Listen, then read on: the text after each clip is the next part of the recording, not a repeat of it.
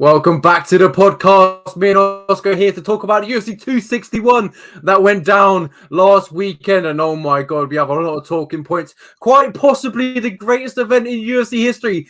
For me, it's definitely up there. That's one of the best nights I've witnessed in a long time. I can't stop thinking about the event, the fights that happened. I can't stop watching the post-fight interview with Rose Namajunas. It's giving me chills.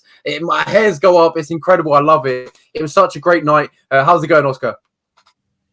That might have been the craziest night of fights I've ever experienced. The amount of jaw-dropping moments that night were countless. We started with Chris Weidman.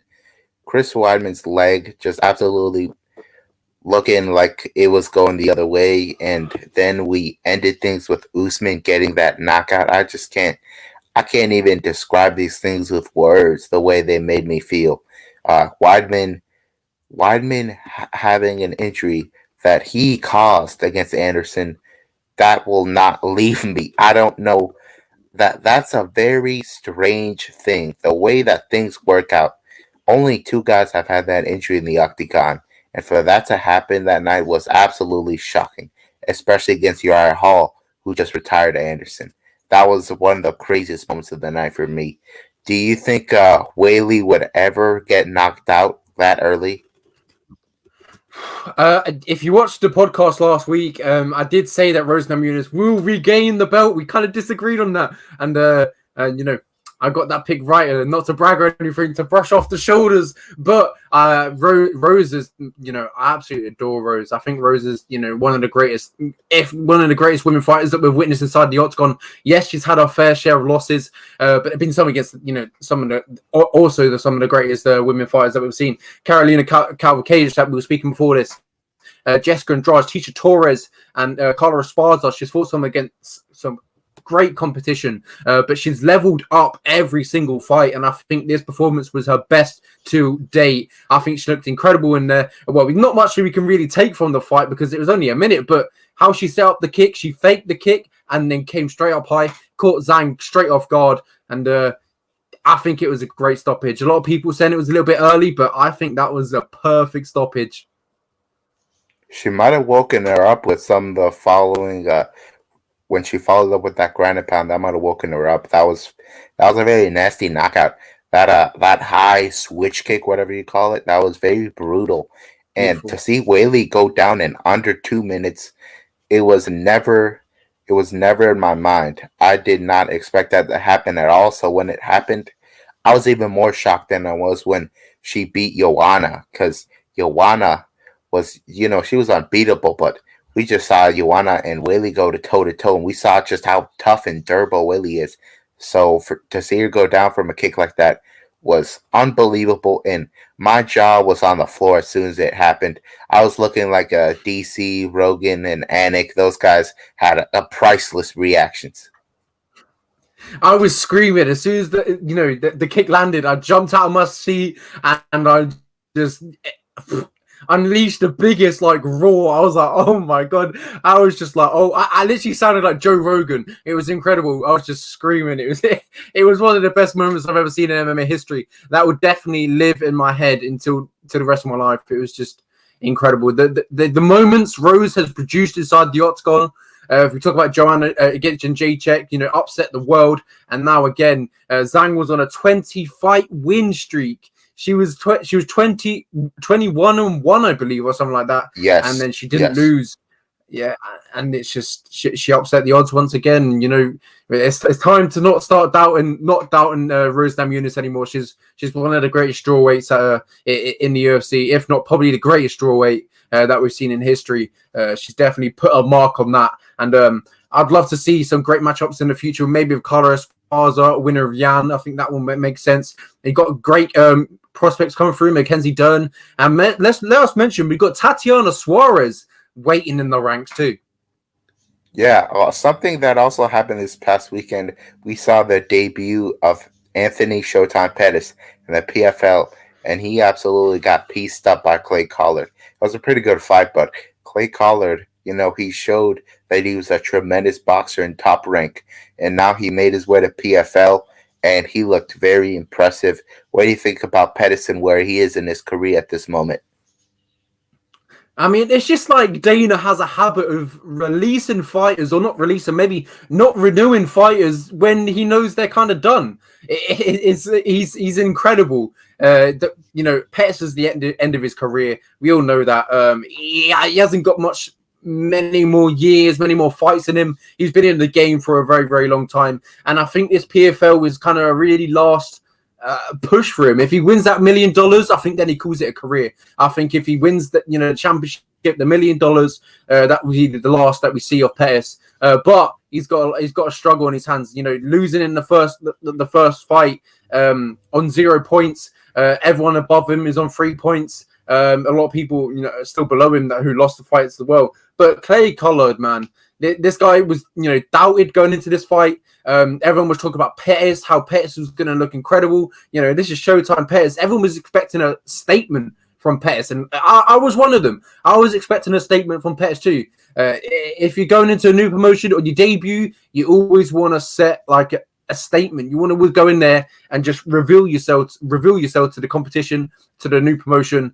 But man, Clay Collard, upset the odds. Went in there, pieced him up with his boxing. His boxing is incredible. We see it last year when he turned over to boxing, fought in PBC, Showtime over there, and upset some great prospects over there in boxing. And then he came over and upset the odds in MMA once again. And what a great fight from Collard. He looked incredible in the first 2 rounds. We saw Pettis come back in the 3rd round, but it was too late, and Collard got the win, got the 3 points. It was a tremendous fight too. I just want to shine some light of one person on the prelims, and that's Brandon Locklane.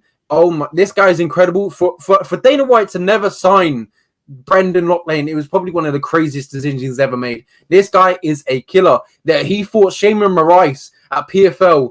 And Shaman Moraes, he's fought some great competition. He's a UFC veteran, just got released, went over to PFL, and he's a Muay Thai world champion. And Brendan Locklane put his lights out in under 2-3 minutes. This guy is incredible. He's UFC caliber, and he's outside the UFC. And PFL really needs to hold on to him because he's a great fighter. And if I was UFC or Bellator, I'd be jumping at the bit to get Brendan Locklane. He's incredible. Absolutely. He said, "Who's the finisher now?" And that was, of course, a shot at Dana White, who criticized his inability to get the finish back on the Contender Series. And he actually said it was a blessing in disguise that the UFC did not end up scooping him up. So now that he's in the PFL, he should thrive there. He's looking really good. And I do think there's bright things in his future. Maybe he'll come back to the UFC if he really does well in PFL. But good on Brendan. Nice to see him advance there. And let's get right into this main event. We saw Jorge go down for the first time in his career. He got put on his back and grounded pounded viciously by Kamaru Usman. Usman landing a tremendous right hand from hell. That was exactly what I thought Usman was going to do if he really leveled up, but I never really expected Usman to look as good as he did. That first round was actually pretty close. Masvidal was having some success on the feet, but Usman, of course, got the takedown and won the first round. Then Masvidal was getting overconfident. We saw him smiling. He clearly did not respect Usman's power. He said he had pillow hands. He was the softest puncher he've ever fought, and he ate all of his words with an insane punch. And if you've seen the photos of this punch, all the water flew off of Jorge's head. And that's just a moment that will stay in the history books for as long as time goes. Lenny, what do you think about this moment? And where does Usman go next? I think it was an incredible moment, to see what he's done to Jorge Masvidal. Jorge Masvidal, is a guy, grew up in the back streets of Miami, bare knuckle, fighting in the backyard, fighting against these, other fighters with Kimbo Slice. We've never really seen Jorge Masvidal really been put out like that, and it was just, it was surreal to see. If we look and sit at the start of 2021, this is probably more crazy than 2020. Demetrius Johnson has been knocked out. Conor McGregor's been knocked out. Jorge Masvidal's been knocked out. Chris Weidman's broke his leg. This has been a crazy, crazy start to the year, and I'm so excited to see what's coming up. We're in for a treat, 100%. But yeah, Usman put the lights out. A picture perfect 1-2, but the jab, that really wasn't a punch. That was a distraction for Jorge Masvidal to, kind of get attracted to. And then as soon as he saw that punch coming, Masvidal, reacted for the left hook. And then Usman just, came in with that piston right hand and put the lights out. It was a perfect, clean connection from Usman. And we saw Masvidal, he was out unconscious. And that was the end of the fight. This was probably, I called it last week. I said on the podcast that Usman's going to look to beat him in his own game. And that's exactly what he done on Saturday. He beat Masvidal at his own game, and he set a statement to the rest of the guys to the welterweight. If you want to stand with him, he can knock you out. If you want to go to the ground, he'll happily control you. But there are guys that probably are better strikers than Masvidal. If you look at the likes of Wonderboy, if you're standing with Wonderboy on the feet, that's a whole different level. Wonderboy, we know how good he is at kickboxing, and he can make a night terrible for anyone. But yeah. It was a great title defense for Usman. It was definitely a statement. But a lot of people saying that he could be pound for pound ranked number one at the moment. There's definitely an argument for that. Do I think at the moment maybe 2 or 3? I think Jones should maybe be at number one. He's had so many title defenses inside the UFC. Basically undefeated. That Matt Hamill lost. That's really irrelevant. But I think Jones is number one, and then maybe Usman number 2. But we can't take credit away from Usman. Incredible performance. Where would I like to see him go on from here? It has to be the Colby versus Usman rematch. I think the only guy in the welterweight division that can really challenge Usman is Colby Covington. I think this guy can push Usman to his limit. And we've seen in the first fight, in my opinion, it was 2-2 heading into the 5th. When have we ever seen Usman push like that? It has to be next. I honestly think the second fight would not be as competitive. We just saw that Usman's striking has leveled up. He did what I thought he had to avoid. I said, please don't stand with Jorge. Please put him against the fence and try to take him down. That's not what he did. He beat him at his own game, as you said, and he looked excellent doing it. So against Colby, I do think he would knock out Colby, and it would look a lot like the Masvidal knockout, if you ask me, because we saw Colby was comfortable standing with him. And Usman has now found a way to effectively use his power. Back then, he would just, try to get it in close range, really. And now he's landing those shots against elite strikers like Jorge. Jorge, if you ask me, is one of the best boxers in the UFC. And he just got selected by Usman, who's primarily a wrestler. So all the props in the world to Usman and his coach, Trevor Whitman. Talking about Trevor Whitman, he did a tremendous job in the corner of Thug, Rose, Namajunas. That right there was not what I expected from this fight. We were both saying, hey, this should be fight of the night, right? This will be very competitive. You said a split decision for Rose. No, it only takes her about 2 minutes, and she completely obliterates Weili. She lands a tremendous high switch kick, and it puts her out. And a lot of people were saying maybe it was an early stoppage, but it looked pretty clear to me that Weili was not defending herself. Her hands were nowhere near her head as Rose was finishing her off. So Rose is the first female to recapture a belt, and that really says a lot about her.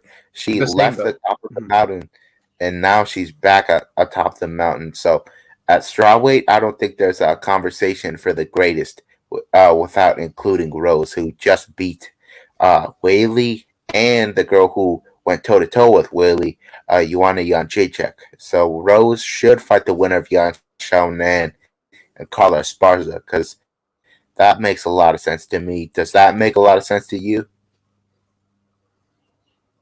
Sorry, what was you saying? Someone texted me and what'd you say? Sorry. Oh, yeah. Well, does Namajunas versus the winner of Esparza versus Xiaonan make sense to you? I agree. Yeah, exactly. Rose Namajunas versus Xiaonan. Rose Namajunas versus Esparza or Xiaonan. I think that's a great fight. Who I would rather it be Esparza though, because the history they have. Esparza beat Rose Namajunas to capture that belt on the tough final. And I think it has a little bit of history behind it. It's a great fight. We see Rose Namajunas tested once again.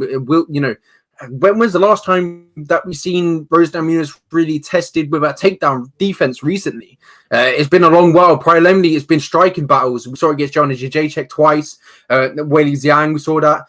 Jessica Andrade, that was more of a striking affair. So, and we've seen, Rose Namajunas get slammed on the head in that fight. She's probably, open to getting taken down because, Jessica Andrade slammed her on the head. So she was going to get taken down at that point. But no one has Jessica Andrade's strength inside that division, I think. Jessica Andrade is, at 115, she's probably the strongest. We're seeing when she went to 125, she's nowhere near the strongest. Valentina Shevchenko just looked bigger and stronger everywhere in the fight. And, but yeah.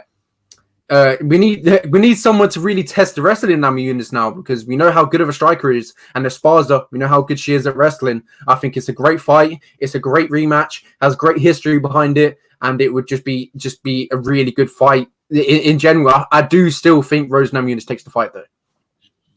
Honestly, I don't think Carla Esparza should be in this discussion. She may be fighting Yachao Nan, and I did suggest that, but let's be honest, Tatiana Suarez is a better version of Carla Esparza, and she proved that when she fought her and finished her. So Tatiana Suarez should not be left out of this conversation, and she should fight Joanna Jędrzejczyk, who's begging for a title shot on Twitter. So right now, those are the fights to make. And that was just Suarez not what I versus Dern. expected from the fight. Yeah, that makes a lot of That sense could be a too. possibility. Absolutely. This strawweight division, this is the most stacked division in the of all the women's divisions, and this was really good. Somebody who looked really good on this night was Valentina Shevchenko.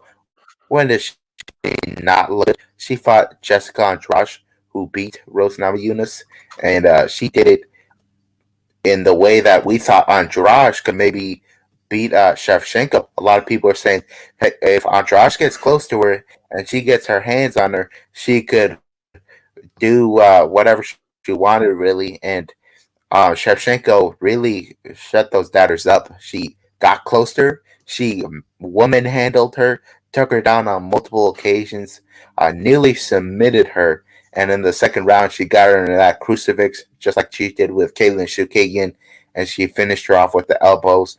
It wasn't necessarily a damage stoppage. It was a mercy stoppage. It was looking very ugly for Jessica Andrade. And Shevchenko left this fight relatively untouched, and she moves on in her very historic title reign. And I don't think anybody in this division really challenges her. The Amanda trilogy would be fun, but I don't think the UFC should rush that. I just think they need to let it happen naturally. We could see Weili move up and fight Shevchenko, but right now Valentina is the best, and she shined. Could she look any better? Every fight Shevchenko goes in, you have the mindset. You just think, oh, Shevchenko is going to win that because she's just too good. She's way too rounded. She's levels above the competition in anyone in a division. It has me vibes of Ronda Rousey. You know, when Ronda Rousey was ahead of everybody in the division, everyone in the game, but eventually the competition caught up with her. But with Shevchenko, I just don't see the competition catching up with her. She's way too good. Her striking is just incredible. And the only we said in the preview, the only way Andrade can win this fight is take it down Shevchenko. And Shevchenko said, you know what? I want to prove all the doubters wrong. And she shut up everybody in this fight. We seen in the last fight against Jennifer Maia, where she got controlled a round, and that was it. And it was still a dominant performance, but she got controlled one round against Jennifer Maia, and people thought, hold on, maybe there is a key to beating Shevchenko. And Shevchenko thought, I can't be having this, and she took down Andrade at will. She controlled her at will, and the crucifix and the elbows are nasty. She's incredible. She's one of the most dangerous women I've ever seen in MMA. She can knock you out in one punch, and there's just no one in that division that I really see beating her at the moment. We've got Lauren Murphy versus Joanna Calderwood for the. I'm thinking for the number one contender fight. That whoever wins that probably goes on to fight for the belt. But either of them women, I still don't think beat Valentina Shevchenko. I don't. Maybe Calderwood has a little bit of success on the feet because she's got all right Muay Thai, but Shevchenko is probably still levels above in striking because we've seen the accolades that Shevchenko has won in Muay Thai. She's just incredible. She's leaving me speechless. I can't really speak too much about her because I don't know what to say. She's too perfect. She's too well-rounded, and there's no one in the division that can beat her. Yeah, we've run out of words to describe how good she is. So we'll just move on because I thought this was going to be a very decision-heavy card, and it was not. Valentina got that finish, and somebody else who got a finish without throwing a single punch, Uriah Hall. He fought Chris Weidman for less than a minute, and he checked one leg kick, and it was all over, and we all immediately were reminded of December 2013, where Chris Weidman fought Anderson Silva in a rematch, and the same thing happened. Anderson Silva's leg was touching the mat, and it was not attached.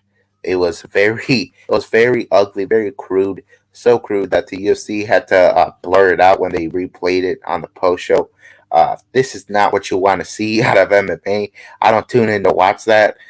Very unfortunate. And those Florida fans, they wanted some violence, and they certainly got it. And this was about as gnarly as it gets. What do you think Uriah Hall should do from here? Because he did not absorb. Yeah, one strike for Chris Weidman. He absorbed. This is a weird one because just look at the stats of Uriah Hall. It's 0-0-0-0. No control time, absolutely nothing. He didn't really have to do much in this fight. But let it be said, the way he checks it, the technique was phenomenal. You lift up the leg and you turn it the slightest bit, and that's the perfect technique you need to check the calf kick. And Uriah Hall did it perfectly, and that was and we've seen the result of it. It's gruesome. There's only ever been 3 snapped legs inside the UFC, and Chris Weidman's been involved in 2 and been on either side of them. It's not phenomenal. It's quite unfortunate, but fortunate at the same time. But we've seen recently, Chris Weidman got out of surgery. His wife said he's okay, so that's great to hear. I wish you a speedy recovery. The former champion. But I got to be honest with you. I do believe this is possibly the end of his career. I certainly don't think so. The doctors told him he can come back to training in 6 to 12 months, and it certainly looked like he wasn't like that was, of course, in the plans for him. I hope his recovery goes well. And Wonderboy made a good point on his podcast. He said that Chris Weidman can never throw another leg kick again and do just fine. This guy's not a kicker. In fact, his style is usually wrestling and boxing, and that leg kick right there, he really didn't need to throw it. It was just filling out Uriah Hall, and that was not the Chris Weidman that usually comes out there looking for a takedown. But Chris Weidman, he should do fine if you ask me. He doesn't need to throw leg kicks. He can just box you and take you down and submit you. You promised him the trilogy, and that could headline any fight night card, and that'd be really cool to see. Something that was not cool to see, Jimmy Crute's leg going really numb. We saw another case of drop foot here. We saw Smith look tremendous. His jab was on fire. He looked like a new fighter. A lot of people think this guy is over the hill. They think he's had 50 fights. He should be done. But the guy's only 32. He can still learn. He can still evolve. and we saw some evolution from him here. And I would love to see Anthony Smith fight Ryan Spann after this, because Ryan Spann did call out the winner of this fight, so that makes a ton of sense for me. Very unfortunate here. We did see the veteran Anthony Smith teach the young kid Jimmy Crute a lesson here, just like Smith predicted. So props to Anthony Smith, and really feel bad for Jimmy Crute here. He did do pretty well in the end of the round. He got a takedown, I believe, and he looked pretty good. But Anthony Smith was fighting his fight. What do you think about this unfortunate incident here? You kind of wrapped it up perfectly there, to be honest with you, Oscar. The jab of Smith was just a big problem for Jimmy Crute, and he even mentioned it after the fight. He said that jab was piecing me up. But I can't remember what Smith said. Oh, that's it. Smith said if he landed a few more of them calf kicks, that he was going to go down. So that was very interesting. He said they were hurting him, and they were very powerful. So was he landed 9 out of 9 leg kicks, and then what does Smith need? Smith needs 2 leg kicks to put his leg, what do you call it, drop foot. So that was pretty good. I think the leg kick from Smith, it was at the most, is the precise tender position that you could put it.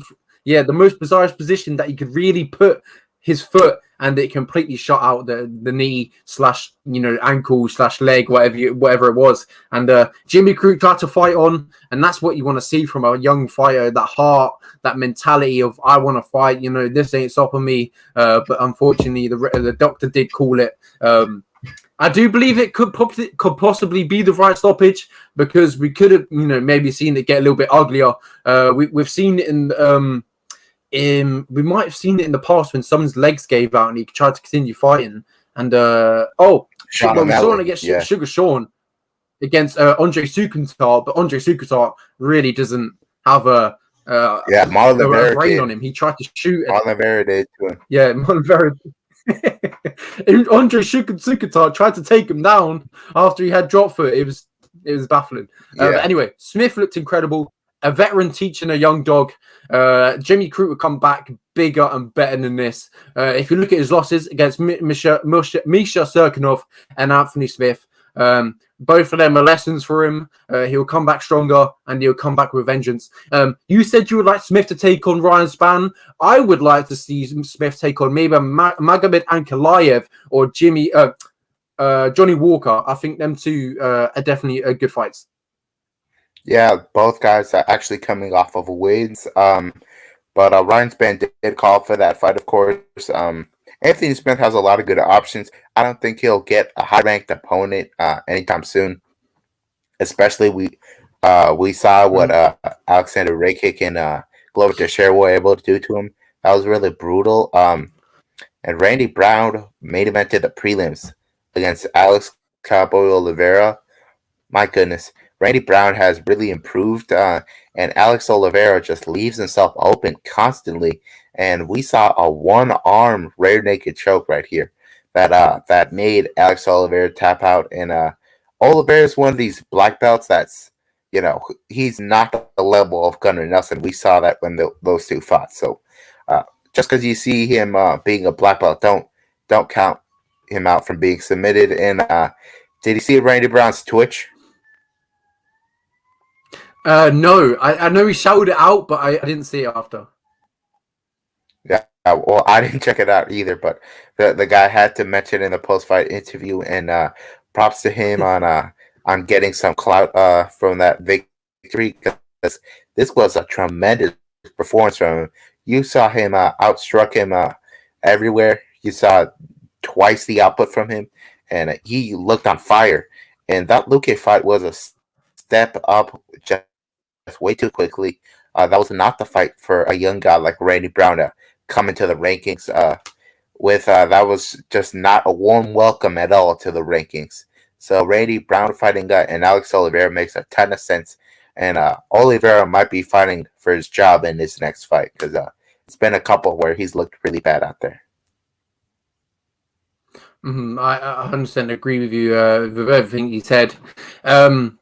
He looked phenomenal that night, and that one arm rear naked choke, that's very rare. We did. I believe they might have said that was maybe the first ever one in the inside the UFC. I'm not too sure off the top of my head, but yeah, it was incredible. Good performance from Randy Brown, and as you said, Oliveira is a black belt, but don't really take that into anything. You know, he's been submitted. We've seen him against Gunnar Nelson, and we've seen him against Randy Brown. Got submitted against Randy Brown, but. Yeah, if you do want to check out his Twitch, I believe it's Touch and Go something like that. But yeah, moving forward, I would like to see Randy Brown maybe take on Nicholas Dalby. I think that's a really good fight. That makes all the sense in the world, and thanks for coming up with that matchup because there's so many good matchups at welterweight. That division is full with potential contenders. So that right there makes a ton of sense. Dalby just beat Daniel Rodriguez. Those guys are about in a similar spot, really. They could be near a top 15 opponent at some point, and that makes a ton of sense. And I actually think Randy Brown would win that because we've seen a real evolution in his skills. 100%. Well, moving on to the prelims, is there one in particular or a few in particular you'd like to talk about? I actually want to talk about the first couple of fights because that's when we realized how much we missed the crowd. The crowd was acting like the main event when Na Liang was fighting Ariane Carnelossi. Carnelossi, of course, had an unfortunate start to her career against Angela Hill, and she rebounded in spectacular fashion. Carnelossi was very popular. She was getting a lot of pops from the crowd. And Na Liang came to fight. This was her debut, and right away in the first 10 seconds, she scores a knockdown and starts controlling her on the ground, looking for submissions. And Carnelossi slips out of it, starts landing a brutal ground and pound, and they get back to the feet. It's very competitive there, but Na Liang had an adrenaline dump. This was her debut, first fight with the crowd back. Honestly, really can't blame her. But Carnelossi was much more composed in there, and eventually she got the stoppage in the second. And I was not shocked. I thought they were going to stop it, to be honest. After the first, we saw Liang had to get carried up by Song Yadong to the stool. So that was not a good look at all. And I was actually surprised that they continued the fight. And Carnelossi is a savage. You look at her. You think she can knock out almost anybody in this division. She's got a really buff arms. She's very physically strong, and she's well rounded, and she's got a good gas tank, as we saw. The gas tank right here was the key to victory against someone like Liang, who was overexcited. Yeah, 100%. With the start time inside the UK, I actually got a little bit of rest, a little bit of sleep, a nap before the card. Before I woke up and started watching. So I actually missed the first three fights. The first fight I saw was Dana Batagrill versus Kevin Natividad, and I just seen him put the lights out of Kevin Natividad. But yeah, I did go back and watch this fight. You put it perfectly. She came out like I don't know how to explain it. She came out aggressively, looking for the like a demon. Yeah, came out aggressively looking for that finish, and eventually, you know, that dump, the adrenaline dump kicked in, and Carnelossi took over, you know, and finished the fight. But you mentioned before last week in the preview, Na had, you know, her record wasn't the greatest. She hasn't fought the best of competition. And it kind of proved it here. Absolutely. Carnelossi was a huge step up compared to, I believe it was 0-2, was it? Was it 1-1 in the last one? 0-1. 0-1, yeah. Yeah, that was clearly a setup. She's got over 10 fights on the record. She's fighting somebody with a yeah, that's not acceptable, and that was honestly a disservice to her. How about you have her fight somebody who's decent before you bring her to the UFC? But she did have a competitive fight for that first round. Really good stuff here, and the fight of the night was right after that, and the crowd was very happy to see a tremendous fight from these two. The crowd was acting. Once again, this was the second fight of the night. Lenny barely knew who these guys were. So this crowd probably didn't know who these guys were, but they were cheering their hearts out, man. They were so excited to watch this. They came early, which is kind of rare. Usually you only hear the corners cheering for the guys. This time around, we saw the entire crowd just going absolutely bananas for guys they probably didn't know. 2 UFC debutants, actually. So Molina was coming off the Contender Series, and he was fighting another Chinese prospect in Aori Qingliang, and we saw the performance of a lifetime from Jeff. It was a rocky first round, but he completely rebounded in the second. You look at how red those guys' bodies are, you know how many strikes were landed.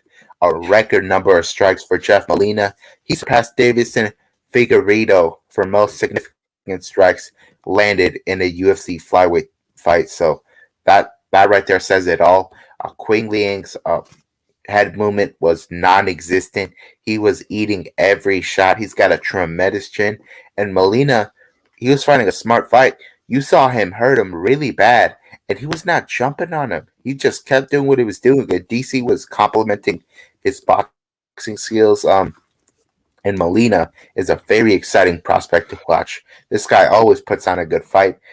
Never skip his fight if you see it on the prelims. Molina should be really respected here when it comes to matchmaking. Up next, maybe Bruno Silva, who had a really good performance against JP Bays. What do you think about this fight? Because I thought it was going to be all right. I didn't expect it to be this awesome and to set the crowd on fire. Yeah, I had to go back and watch it because the time, man, it's incredible here in the UK. I've got to get that sleep in before I can watch, start watching the fights. I usually wake up about 1 o'clock, 12 a.m. To get up and watch. Sometimes I miss the first 2-3 fights, but I go back and watch them, and this was just a war, man. It was incredible to see. They both just went at it. And Queen Liang, as you said there, his head movement was just a little bit non-existent. He was just getting peppered with punches from Molina. And you mentioned he set the record of significant strikes, or was it maybe total strikes, landed in a fight. He beat Davison Figueiredo's record, and that record must have been set against Brandon Moreno. So that's an incredible achievement in itself. Think about how great that fight was and how good this fight was. And as you mentioned, there was loads of people in the crowd, people that probably didn't even know who these two men are.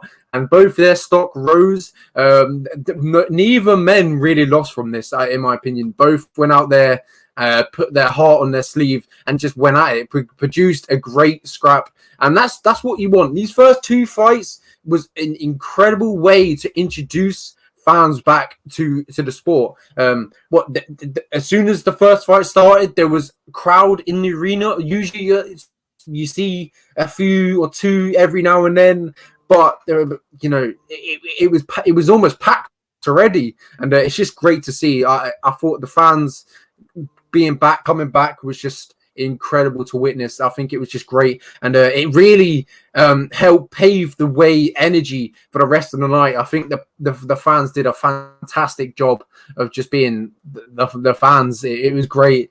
Jeff Molina put on a great fight. So did Kriang, and these two.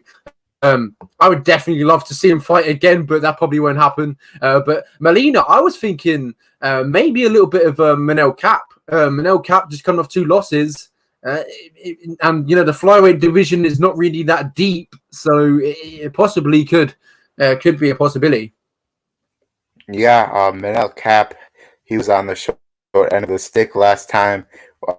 He lost a decision that I don't think he did lose against Matus Nicolau. This shows just how good this flyweight division is. Just a couple of years ago, the UFC thought it was a good idea to get rid of the division. They even thought it was a good idea to get rid of Brandon Moreno, who had just lost 2 fights. Now they realize that this division is on fire, and it should be here to stay because they just got the fight of the night bonus. A lot of people were criticizing the division for not having a ton of firepower, and we saw a ton of firepower. We saw 2 knockdowns from Molina. That was an awesome fight. And another knockdown we saw right after was Dana Bhattacharya,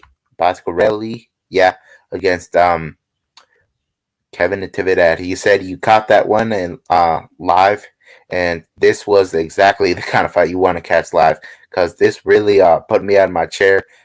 Kevin Natividad has had some durability issues, which is why I did pick Dana to knock him out here, and that's exactly what happened.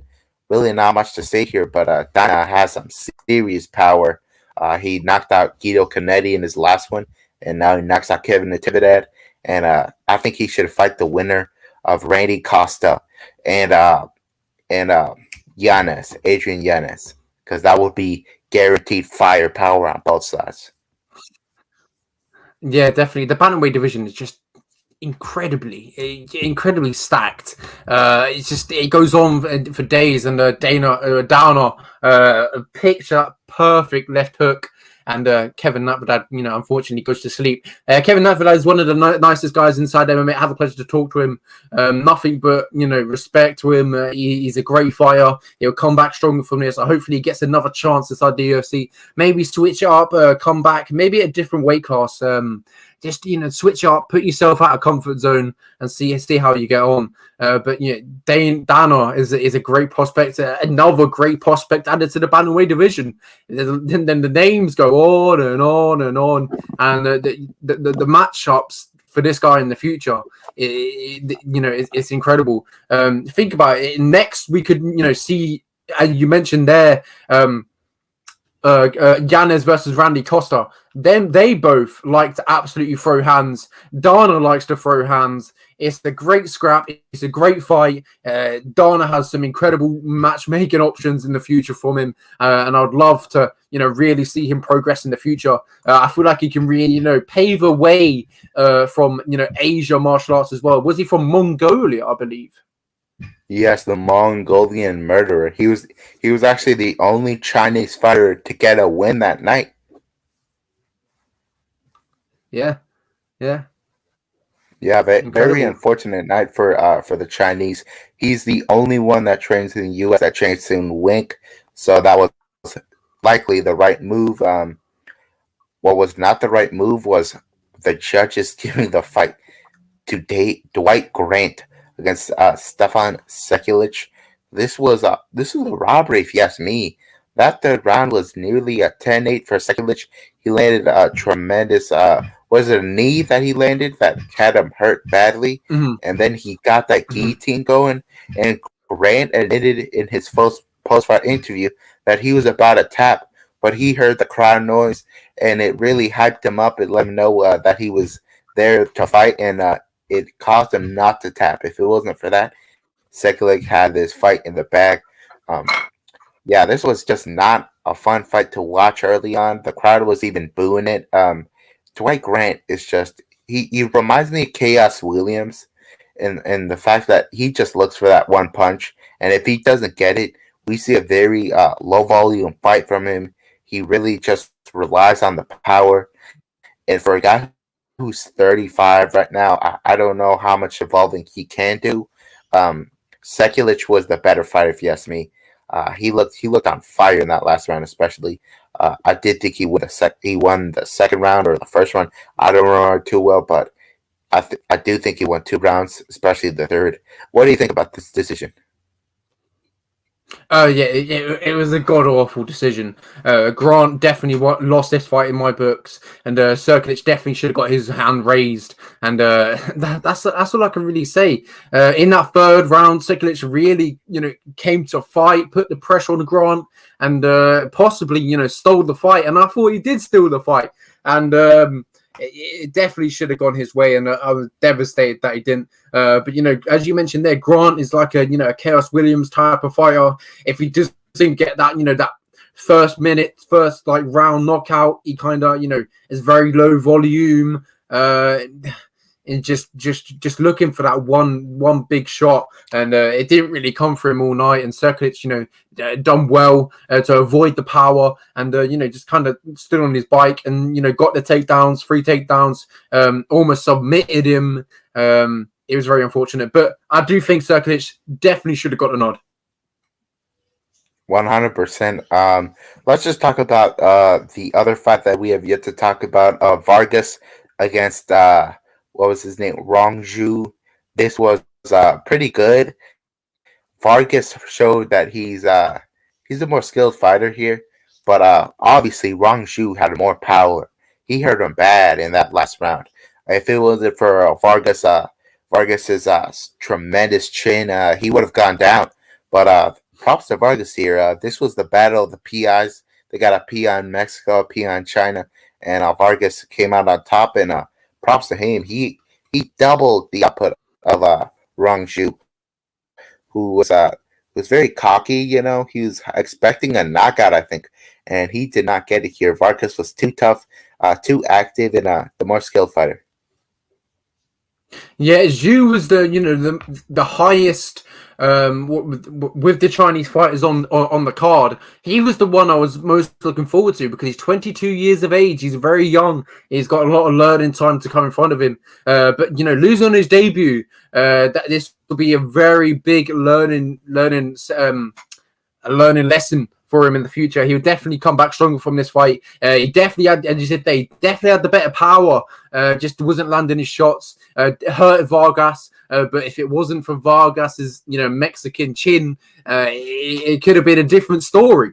But it wasn't. Vargas, he's stuck well in there. His durability is insane. He stuck well, stayed in the fight, grinded it out, and landed for, as you see there, double Zhu's strikes, and it was a great win for him after his upsets versus Brock Weaver and I can't think of the other one on the top of my head. He's lost two inside the UFC. Alex De Silva. Alex De Silva. Yeah, Alex De Silva and Brock Weaver. Then he gets his hand raised against Zhu.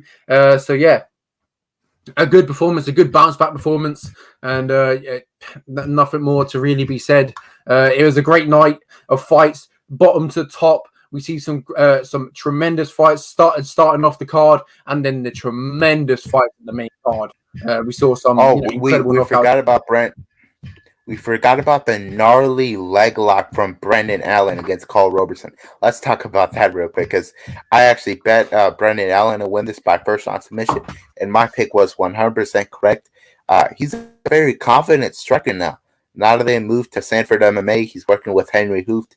He's very confident in his striking, and it looked much better this time around. And Roberson was struggling on the ground when it went there, as I expected, but he went for a leg lock, leaving his leg open for damage from Brendan. Brendan got his hands on it, and he twisted it until Roberson quit.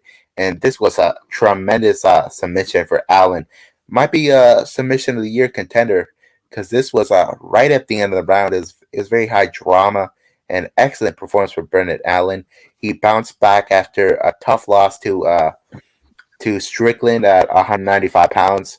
That was a short notice fight. Very unfortunate for Brendan, who does have a bright future. He submitted Kevin Holland in 2019, so really good to see Brendan Allen bounce back. And somebody else who's trying to bounce back this weekend, Dominic Reyes against the great Yuri Prohaska, who just knocked out Volkan Oezdemir. So, fellas, look out for that one. That's going to be very interesting to watch. Who's your pick for this? We'll go for an early pick. I'm rooting Dominic Reyes, but there's something about Prochaska. I feel like there's something about awkward about him. He reminds me of a Johnny Walker, but just a better version, I think. I really see something wild happening in this fight, and I think it's definitely going to come from the side of Prochaska. I think there's going to be a brutal KO, and I think Jiri's going to get it done. But I am rooting for Dominic Reyes. He's a very likable guy, and I want him to get it done. But Jiri, he's a physical specimen. He's dangerous. Yeah, I don't blame you for picking Yuri. The guy's on a 10-fight knockout streak. Who else can say that in MMA? That's very good on paper. But in the Volkan Oezdemir fight, he was getting tagged early, and I think Reyes will expose his weaknesses and win a very Grady decision. So I'm a believer in Reyes. I think he'll come back and maybe return to the greatness that, in my opinion, had him beat John Jones. But that about wraps it up. Let's send him home. Yeah, exactly. A great way of saying that. Let's send him home. That wraps it Make sure you tune in Thursday where me and Oscar, preview that card. We also have. Is it this? Oh no, it's next weekend. I was going to say, well, next weekend is Bellator Rumble versus Johnson. No, Rumble versus Romero, and yes. Who else is fighting on that? Who else is fighting? That is it Archuleta versus Perez? Yes, it is. Yeah, so two great fights. Two great fights to talk about. That comes next week, but this week we're previewing the Dominic Reyes versus Prochaska card. So make sure you tune on that on Thursday. YouTube around 9 p.m. British Standard Time GMT. So yeah, make sure you tune in for that one. From me, Oscar, it's been a very good bye, and we see you soon. Thank you.